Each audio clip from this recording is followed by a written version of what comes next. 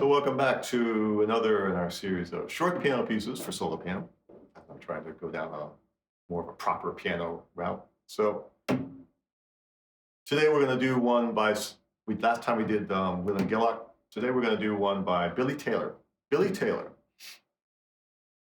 is a huge talent in the world of jazz as a pianist, as an educator, as a promoter of jazz, appreciation of jazz, broadening the audience for it. Very accomplished musician. So who Billy? If you don't know who he is, he's a pianist, um, and he started off. He was born in North Carolina. His family moved to Washington D.C. He went to Dunbar High School. That's where he really got his. He really found the piano as his instrument. Was trained as a classical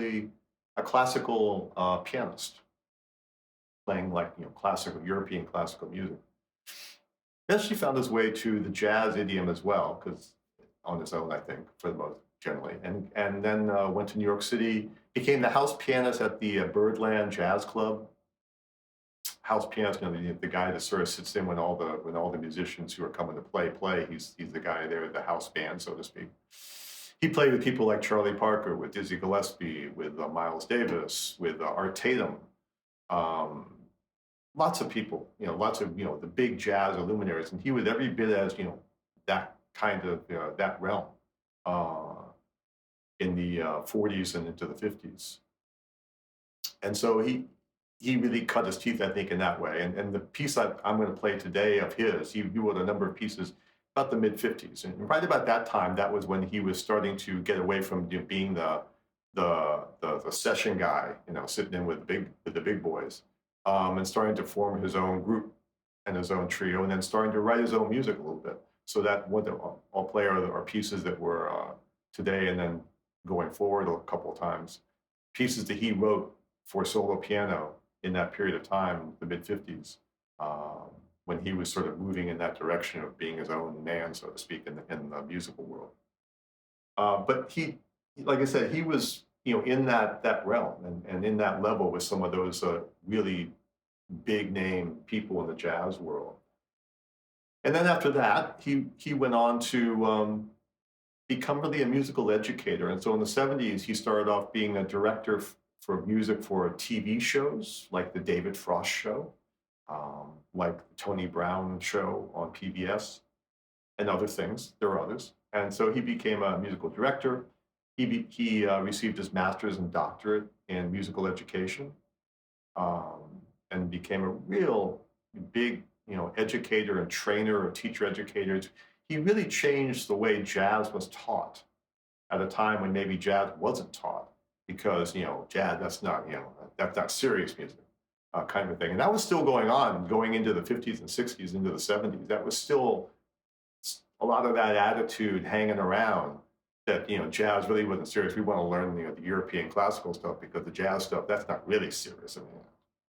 But that he really changed the way jazz was taught at the university level and then in the private level, in terms of how it was viewed, but also how it was taught, the manner in which it was taught, and to gain greater appreciation. He became a real evangelist to get more people to become part of the audience for jazz music. Was featured on various TV shows, a bit like I guess Leonard Bernstein had his own series. He did as well, and trying to promote musical appreciation. In this case, musical appreciation of jazz. He's in the Hall of Fame of Jazz Educators. He's received a Peabody Award, an Emmy Award, a Grammy Award. So this is a really accomplished guy who perhaps doesn't get seen or heard as much as he should. And maybe it certainly isn't as known, like I said, as some of the more big name people in the jazz world. But he's a hugely influential person in the jazz world. So I'm going to play a couple pieces by him. We'll start with one today. They're quick, solo jazz piano pieces that were really representative of the boogie woogie idiom. And play a couple of those, because you can see also if you look at the last video with William Gillock and look at that one, which was Bourbon Street Saturday Night, also a boogie woogie piece, and you listen to this one, and you listen to them side by side. There's nothing wrong with what William and Gillick play, but you can see how Gillick sort of took the boogie woogie and without losing the flair and the interesting parts of it, took the difficulty level down a notch or two. Um, and when you listen to this one, you can immediately sort of hear the really much more difficult to play rhythmic sense to it. It's hard for me to play out for sure. Um, so you can just hear the difference in that sense. But still, very much the same style, still the same level of charm. So nothing to take away from what Gillick did.